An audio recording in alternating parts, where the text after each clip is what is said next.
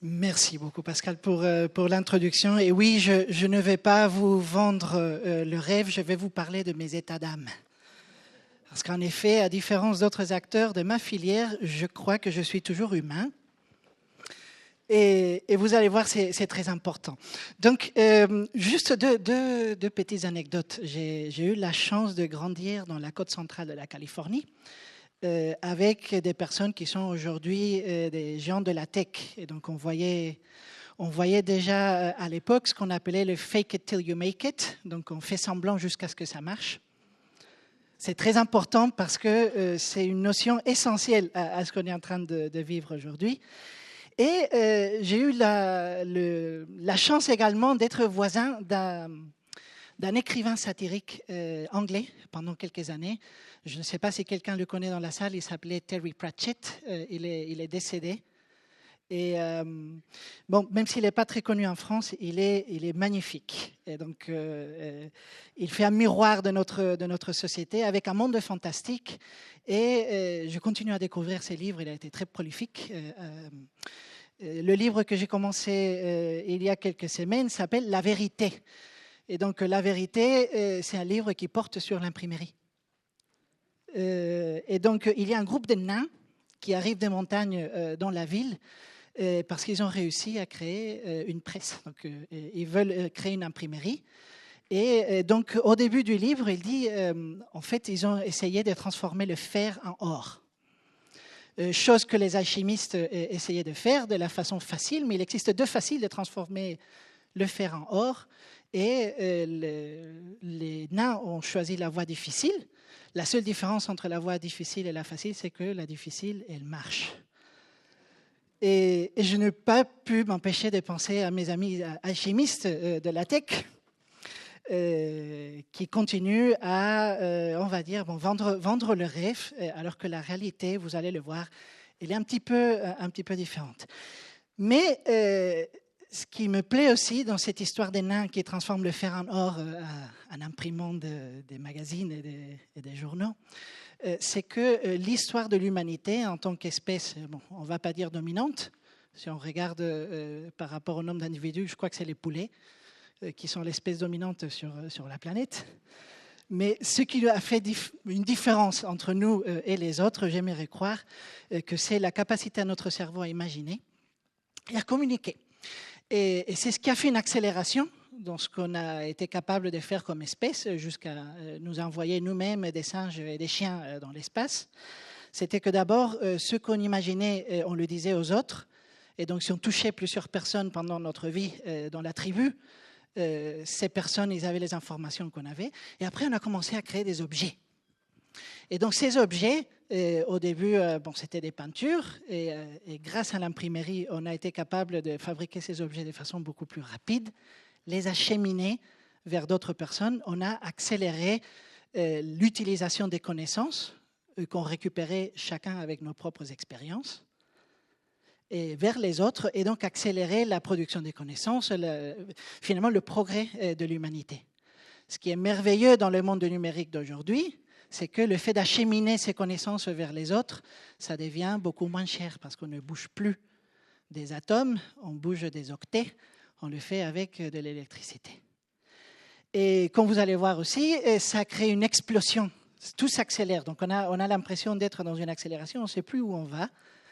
Où est-ce qu'on va s'arrêter et l'intelligence artificielle commence à s'imposer comme une façon de pouvoir maîtriser ces données et les transformer en connaissances au début, connaissances utilisables par les humains.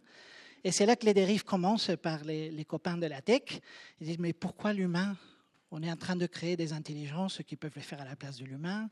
Bon, vous allez voir, j'espère, on va faire un petit voyage et découvrir ensemble ce qu'il y a un peu derrière tout ça et voir que justement les choses ne sont pas si noires. Et par contre, il y a plein d'opportunités à faire. Donc voilà le voyage que je veux qu'on fasse ensemble aujourd'hui. Vous avez peut-être entendu parler de la marathon de robots humanoïdes chinois qui a eu lieu cet été. Il y a tous les réseaux sociaux qui ont dit, voilà, il y a la première marathon où il y a des humains et des robots humanoïdes qui ont couru et on nous a vendu ça comme, voilà, les robots humanoïdes vont prendre le dessus. Je vous l'ai dit tout de suite, on parlera tout à l'heure, pour ceux qui veulent, plus en détail et pendant qu'on déjeune. Ce n'est pas demain la veille. Ces robots-là, ils utilisent l'intelligence artificielle pour courir, mais il ne faut pas qu'il y ait un caillou, il ne faut pas qu'il y ait quelque chose d'inattendu, il ne faut pas que ça glisse. Et en fait, pour la modique somme de 100 000, 150 000 euros pour les Américains ou 30 000 euros pour les Chinois, car comme M. Ferrand disait, les Chinois ont une stratégie agressive pour maîtriser la production et inonder les marchés. On a un robot qui a l'impression de faire beaucoup de choses, mais qui en réalité ne fait aucune bien. Et il y a beaucoup d'industriels qui investissent dans cette technologie depuis 2 ou 3 ans, quand on a commencé à parler, car c'est l'intelligence artificielle qui fait bouger ces robots. Et ces industriels, après 2 ou 3 ans, ils me disent qu'ils ne savent pas encore ce qu'il sait faire le robot. Ils se cognent, ils trébuchent. La nouveauté de 2025, c'est que le nouveau robot, une fois que ça tombe, ça ne se casse pas définitivement.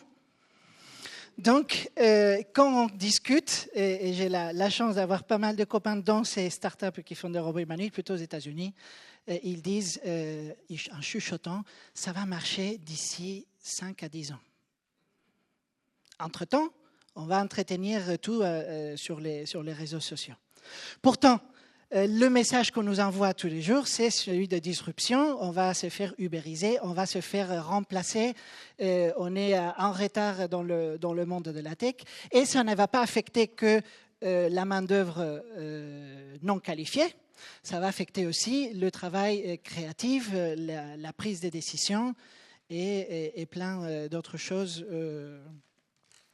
Et plein d'autres choses qu'on pensait être réservées à l'humain. Donc, je ne vais pas vous dire aujourd'hui que l'intelligence artificielle n'a pas un impact économique et je ne vais pas vous dire aujourd'hui non plus qu'il faut régner complètement de l'intelligence artificielle. Mais je veux remettre un petit peu les pendules à l'heure. Alors, un petit zoom out ou un zoom in, et ça va être un petit peu de géopolitique également. Qu'est-ce qui est en train de se passer derrière la tech? Parce que vous allez l'entendre tout à l'heure aussi. On a un monde numérique qu'on continue à construire, mais ce monde numérique, il a une réalité physique. Et ce n'est pas une réalité physique du bois et de la fibre, ou plutôt si, mais de la fibre optique. Donc, c'est une réalité physique qui est basée sur le silicium, sur le cuivre et sur les terres rares dont vous allez entendre parler également. Et pour que vous voyez ce qui se passe, donc toute cette explosion informatique qu'on a, c'est parce qu'on arrive depuis des années à faire des puces qui peuvent calculer de plus en plus sur la même surface. Donc, si vous ne connaissez pas trop comment ça marche une puce de silicium, il y a des machines faites en Hollande de lithographie qui creusent des canaux. Et on a des petites boules, c'est les électrons, et on va faire des portes, et des portes logiques. Donc, l'électron, il va à droite, l'électron, il va à gauche. Ce n'est pas plus que ça. Et derrière, c'est comme un abac qu'on réplique. Et donc, dans les années 90, vous voyez la taille 250 nanomètres, on était capable de faire des canaux gros comme ça. Et aujourd'hui, on est à 5 et 3 nanomètres. Qu'est-ce qui se passe? Les électrons, ils passent dans des canaux beaucoup plus petits, ils se cognent partout, donc ça chauffe de plus en plus. Si vous vous mettez à côté d'une GPU, j'ai une salle pleine de stagiaires qui ne sentent pas très bien dernièrement, surtout en été. Ça chauffe extrêmement. Et par contre, donc ça c'est ce qui est possible aujourd'hui, c'est ce qui est derrière les clusters de calcul de l'IA et aussi ce qui va dans nos smartphones. Les machines sont faites en Hollande. Il n'y a que les Taïwanais qui arrivent à les exploiter de façon productive. Voilà toute la chaîne. Vous voyez pourquoi la Chine tient à s'emparer du Taïwan. Et d'ici une dizaine d'années, on va arriver à 1 nanomètre dans la taille des canaux. On espère. Mais une fois qu'on arrivera là, c'est le quantique. C'est le quantique. Et on ne sait pas du tout ce qu'il y a derrière. Donc, qu'est-ce qui se passe? La loi de Moore, on nous disait, tous les 18 mois, on double, ça, c'est en train de ralentir. Et ces puces, on les fait de mieux en mieux, mais c'est asymptotique, donc ça devient plus cher. Donc derrière cette tendance exponentielle de la tech, il y a déjà une chose qui ne va pas, et ils le savent. Et ils investissent déjà côté énergétique dans des startups de fusion. Donc, quand Sam Altman de OpenAI investit dans une start-up de fusion, ça veut dire qu'il croit, c'est un peu religieux même. Ça va marcher. Par contre, il y a une chose qui continue à marcher. Oui, il y a une question. Et fusion nucléaire. Parce que si on veut continuer à augmenter la capacité de calcul, ce n'est pas avec moins d'énergie qu'on va y arriver. Alors qu'avant, on disait que c'était bien le cas, on le fait plus petit. Là, ça ne marche plus. Donc, ils ont besoin de plus d'énergie et voilà, ils investissent avec les yeux fermés en espérant que ça marche. Ce qui marche encore, c'est le more than more. More than more, ça veut dire, dans la même puce électronique, on fait de plus en plus de choses. De plus en plus de choses, ça veut dire on capte l'humidité, la température, des vibrations, on a des antennes, et donc tout ça, ça continue à rendre la récolte de données de moins en moins chère. Par contre, quand on conjugue les deux, on se dit, on va pouvoir récupérer de plus en plus de données du monde réel, y compris de notre propre corps. On s'achemine vers ça aujourd'hui. Et par contre, on ne va pas pouvoir étendre à l'infini cette machine de calcul. Donc, ce qu'on est en train de se dire, ceux qui essayons de garder la tête froide, c'est qu'il y a encore de la performance à gagner sur les modèles. Vous allez voir dans un instant, ça ne veut pas dire qu'ils vont résoudre tous les problèmes qu'il y a aujourd'hui. Mais on va aller vers un système qui soit plus distribué, donc pas le gros centre de calcul. Il y a quelqu'un qui investit 200 milliards et c'est le seul qui gagne. Ça, pour moi, c'est une bonne nouvelle. Et donc, avec des modèles plus petits qui utilisent plus les données qu'on a récupérées en local. Ça, c'est important aussi, parce que le robot humanoïde qui ne marche pas aujourd'hui, quand le constructeur automobile allemand dont je parlais tout à l'heure dit combien il faut payer, on vous donne le robot gratuitement, vous allez l'opérer pendant 2 ans dans un coin, et par contre, vous allez nous envoyer toutes les données de votre usine et qu'on va entraîner dans notre super centre de calcul aux États-Unis. Et à la fin, après 2, 3, 4, 5 ans, il va marcher super bien et vous allez pouvoir remplacer les personnes qui ne se pointent plus pour travailler. Sauf que ma réponse à la responsable robotique de cette boîte, c'est si ça marche à la fin, c'est leur modèle à eux, Euromodel, ils vont vous ubériser. L'année d'après, le prix va monter, jusqu'à ce que toute la marge que vous aviez gagnée en productivité soit mangée, avalée par cette entreprise tiers qui pilote le nouveau facteur qui vous permet d'être productif. Voilà. Donc ce qui se passe là, c'est, comme on a dit, la loi des Moore ralentit, donc calculer, ça va devenir plus cher et plus chaud. Et par contre, on continue à augmenter. Là, je ne sais pas si vous voyez, ça c'est la population mondiale. Bon, on a la même tendance qu'on a montré tout à l'heure, c'est déjà bien. Mais aujourd'hui, on est à 65 milliards d'objets connectés et ça va continuer à exploser parce que ce n'est pas cher du tout. Et donc, la quantité de données qu'on va avoir d'ici quelques années, ça va être... c'est des échelles qu'on n'a jamais connues. Donc, vous pouvez compter les zéros. Je les avais comptés quand j'ai fait la première slide. Bref, on rentre dans l'âge du iota-octet. Voilà, c'est pas péta, c'est iota. C'est pas péta, c'est zeta. Voilà, c'est iota. Et qu'est-ce qu'on va faire de tout ça? On ne va pas les mettre tous ensemble pour faire un seul modèle. Ça, je peux vous le dire. Donc, déjà, avec ce qu'on arrive à faire aujourd'hui, si vous utilisez ChatGPT et compagnie, vous vous rendez compte qu'il y a des choses qu'on arrive à faire plus ou moins bien. Mais je veux parler un petit peu de comment ces choses marchent. Et donc aujourd'hui, le problème, c'est qu'on vend ça comme la panacée pour remplacer des personnes dans des organisations, alors qu'il y a des problèmes déjà de performance. Je vais vous parler un peu de pourquoi. Robustesse et fiabilité, parce que on a beau dire on va vers la conscience, moi je ne crois pas du tout. Ça ne va pas devenir conscience, on ne va pas remplacer l'intelligence humaine. On est en train de parler d'outils statistiques. Quand on parle de machine learning, c'est statistique, avec des stéroïdes, mais de la statistique. Les ressources et énergie qu'on utilise pour les développer, pour les entraîner et pour les déployer, ça augmente. Et l'impact économique et social, vous allez voir, ce n'est pas ce qu'on nous promet. Et par contre, il y a pas mal de convulsions. Et une chose qui me tient très, très, très à cœur, c'est comment ça marche. Vous l'avez dans le magazine qu'on nous a offert très gentiment aujourd'hui. Il y a le problème des écrans, déjà, parce que tout ça, ça marche en interaction avec un écran interposé. C'est des expériences sensorielles moins riches. Et pour l'instant, n'en plaise à certains, on est des êtres vivants, on est des humains, on est fait pour avoir une expérience sensorielle dans le monde. Et on est en train de nous canaliser à travers un écran ou des lunettes un peu stéréo, mais une expérience qui est bien moins riche. Pour ne pas parler, mais on va parler, ne pas parler des effets que ça peut avoir sur notre mémoire, notre capacité d'attention et, in fine, notre expérience de la vie. Une chose qui me tient très à cœur, c'est qu'en nous vidant comme personne, au profit de cette prétendue intelligence qui va venir nous complémenter, on ne peut plus être des citoyens dans des sociétés démocratiques saines. On peut nous vendre ce qu'on veut, on va le processer au quart de tour avec un tweet avec une seule ligne, et on le voit déjà dans les index démocratiques qui déclinent un peu de partout. Ça, c'est le côté obscur, je ne vais pas vous dire ce que je pense de ça, mais c'est... Voilà. Mais il y a bien la question, quel paradigme allons-nous construire? Et ce qu'on nous dit aujourd'hui, c'est de toute façon, le pouvoir, c'est dans le capital, c'est la tech, les États-Unis qui ont le capital, et donc on n'a pas un mot à dire.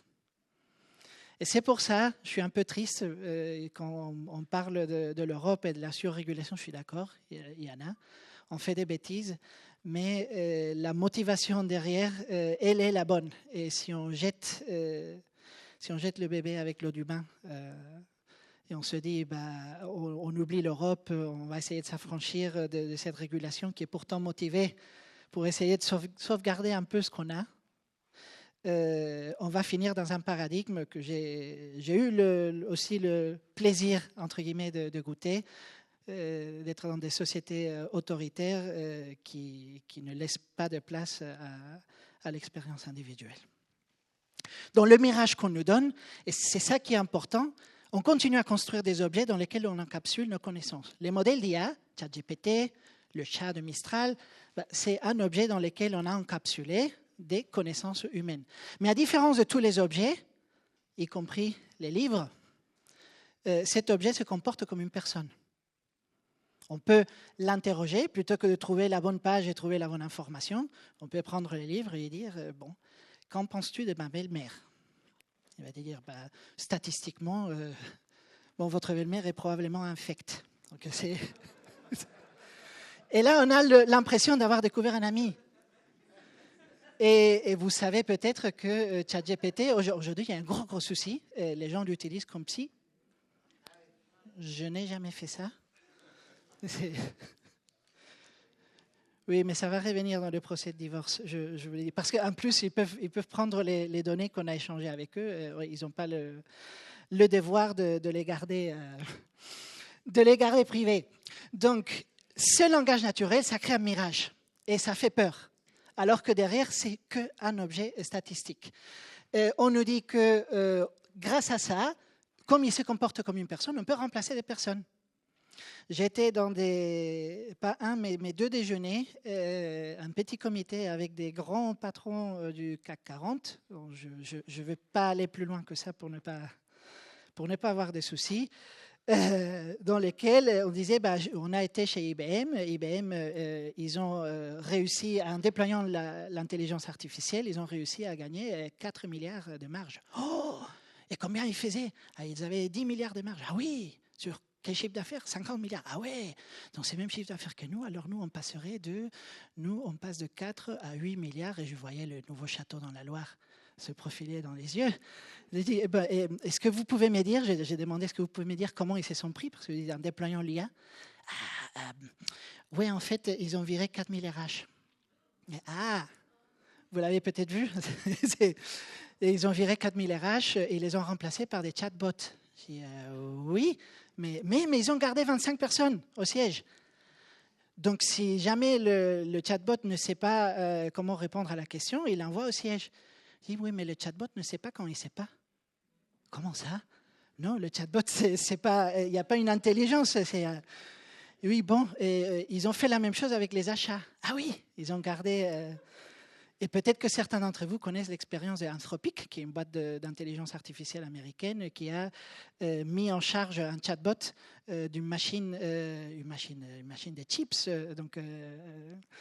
pour de la nourriture, et donc pour faire les achats, pour commander de la nourriture, pour regarder ce qui se passait côté marché. Et donc, ils lui ont donné 10 000 dollars, je pense, pour opérer la machine.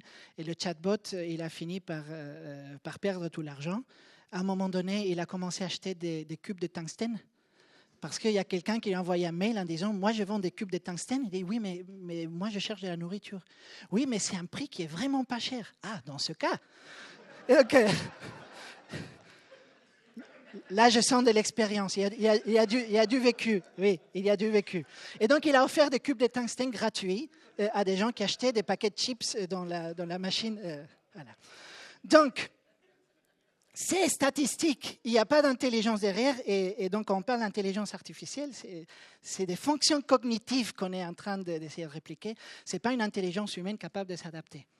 Je vous donne un exemple, là je simplifie beaucoup comment ça marche, mais si je mets peut-être que là ça a évolué parce qu'ils mettent plus de données, si je mettais dans ChatGPT avant « to be or not to be », et il me répond, that is the question, whether it is nobler in the mind to suffer the slings and arrows of a... Il fait tout pour Shakespeare.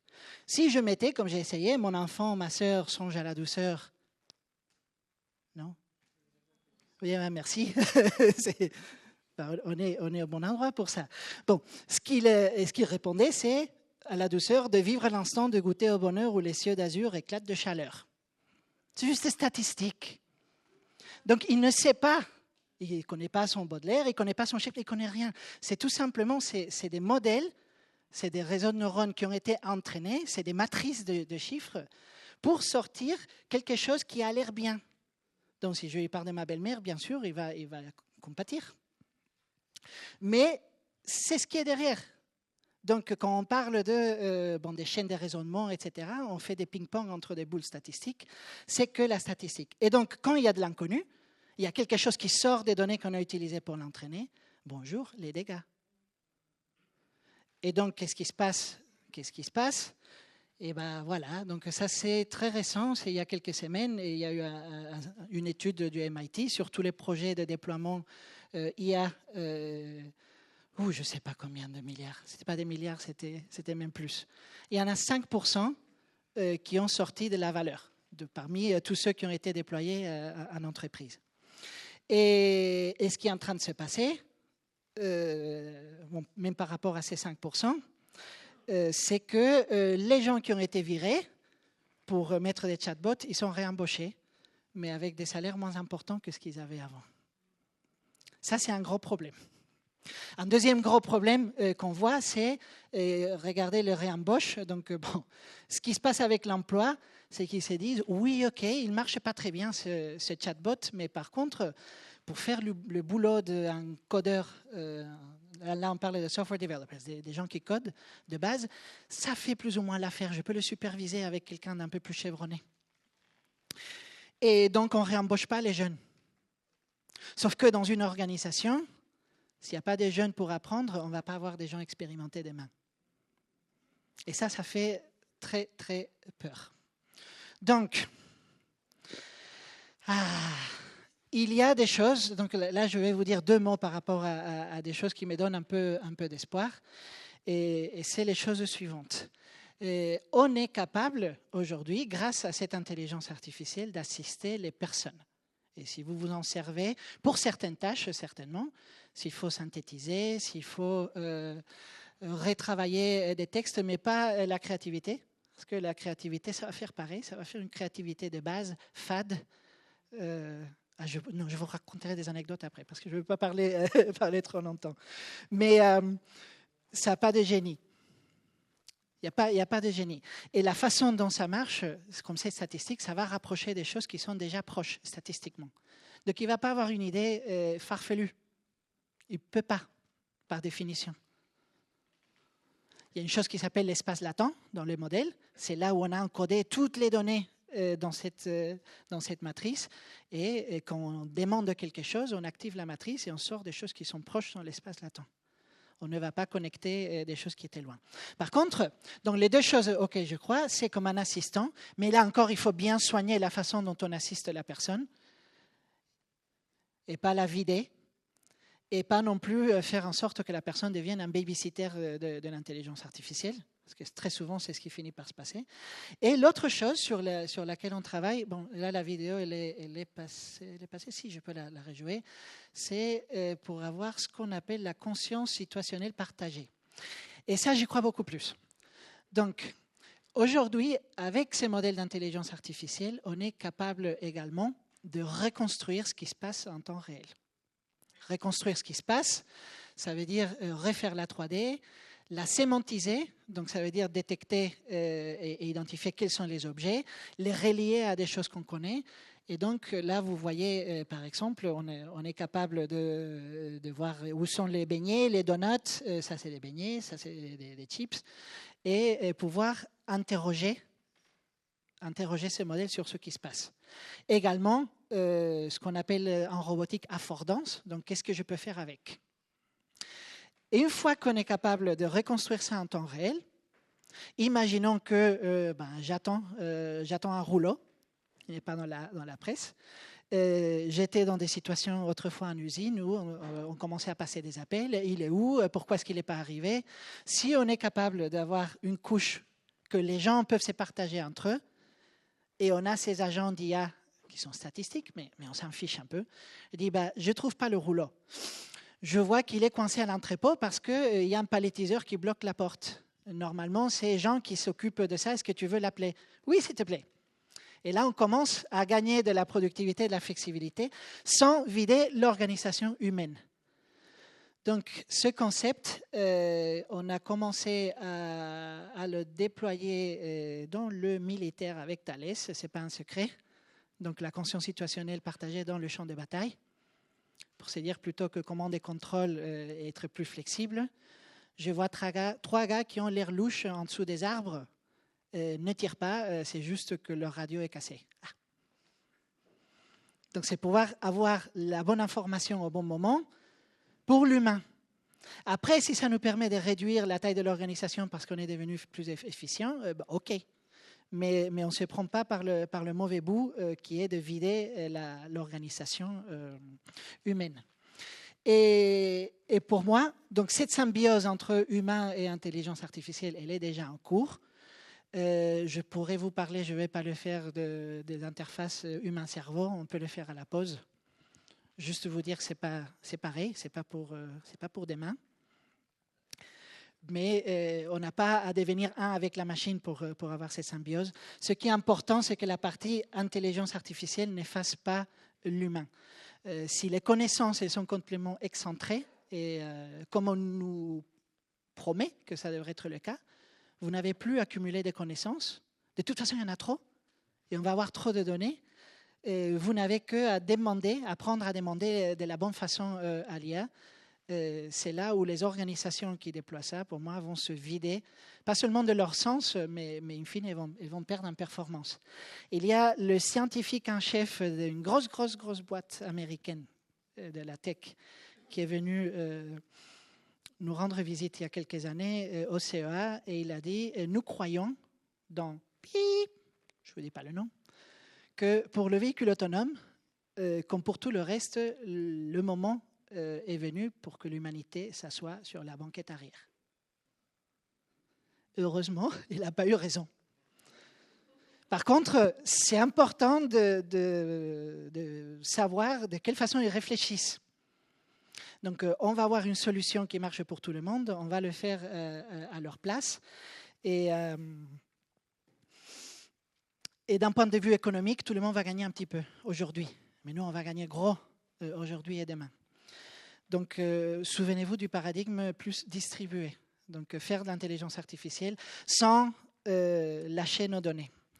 Et j'ai eu le plaisir de travailler un peu avec Tim Berners-Lee, qui est un des inventeurs de l'Internet, et qui aujourd'hui est plutôt très effrayé par la convergence, ou je veux dire c'est plutôt la résonance entre le système capitaliste et la tech, parce que le système capitaliste, normalement, on utilise des ressources quand même pour travailler, pour faire grandir le capital. Avec la tech, tout est dématérialisé et c'est très facile, comme on le voit, que quelques individus puissent amasser de plus en plus de capital et de pouvoir.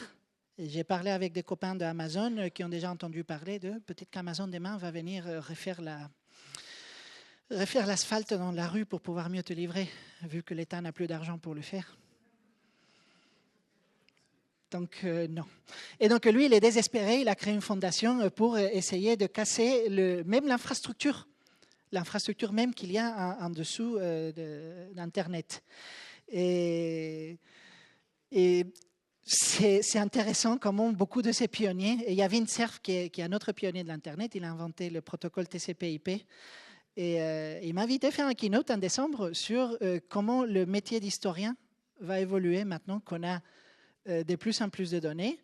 Demain, quand on parlera du prochain président américain, on dira la décision n'a pas été difficile à prendre puisque ses constantes vitales, après 5 minutes, elles sont revenues à la normale. Mais aussi, oui, en effet, il y en a certains pour lesquels ça va être plus facile que d'autres. Mais aussi, qu'est-ce qui se passe quand il y a 50 angles pour la même vérité, parce qu'on a récupéré tellement d'angles différents? Comment est-ce qu'on va consolider ça et comment est-ce qu'on va le rendre aux personnes? Et ce n'est pas la même chose d'avoir un livre d'histoire et après quelqu'un de révisionniste qui va dans la bibliothèque et qui trouve d'autres documents, que d'avoir des grosses boules statistiques qui ne sont pas auditables en soi, mais il a fallu s'en servir parce qu'on ne pouvait pas stocker les données. Et se dire que, bon, on ne saura pas quelle est la vérité. Si je l'interroge d'un côté, il va me dire une chose. Si je l'interroge de l'autre côté, il va me dire autre chose. Donc, habiter en tant qu'être humain dans un âge de post-vérité, c'est effrayant. Et puis, il y a la question, donc c'est quelque chose qui devient de plus en plus intéressant, des ressources et de l'énergie et de la chaleur qui est générée par tout ça. Donc, je suis dans le conseil d'administration d'une boîte, je ne vais pas la nommer parce que je ne suis pas là pour faire de la pub, qui essaie d'imaginer comment on pourrait distribuer des data centers dans les maisons et quand on fait les calculs, ça chauffe la maison. Donc, on se met bien au chaud. Voilà. Donc, comment se construire une feuille de route? Et je finis avec ça. Le M, c'est manuel ou machine. Et ben, d'abord, l'humain. Les machines, on peut les améliorer avec l'intelligence artificielle. Les machines, on peut interagir avec aussi plus facilement grâce à l'intelligence artificielle, mais il faut regarder tout de suite l'impact humain dans l'entreprise. Et si on essaie de devenir beaucoup plus productif très vite en achetant des promesses, des choses qui ne sont pas mûres et qui ne sont pas intelligentes, l'impact humain, il ne va pas être rattrapable. Et puis quand on agrège tout ensemble, si vous avez des enfants, il faut aussi réfléchir à quel type de société on veut construire. Je sais que ce n'est pas facile. Et j'ai entendu les discours tout à l'heure. Et je suis d'accord. Il y a plein de facteurs qui rendent la vie dure. Mais je crois beaucoup à plutôt prendre ces technologies comme une opportunité et imaginer ce que l'organisation humaine peut faire qu'il ne faisait pas avant. Je vous donnerai quelques exemples à la pause. Merci beaucoup.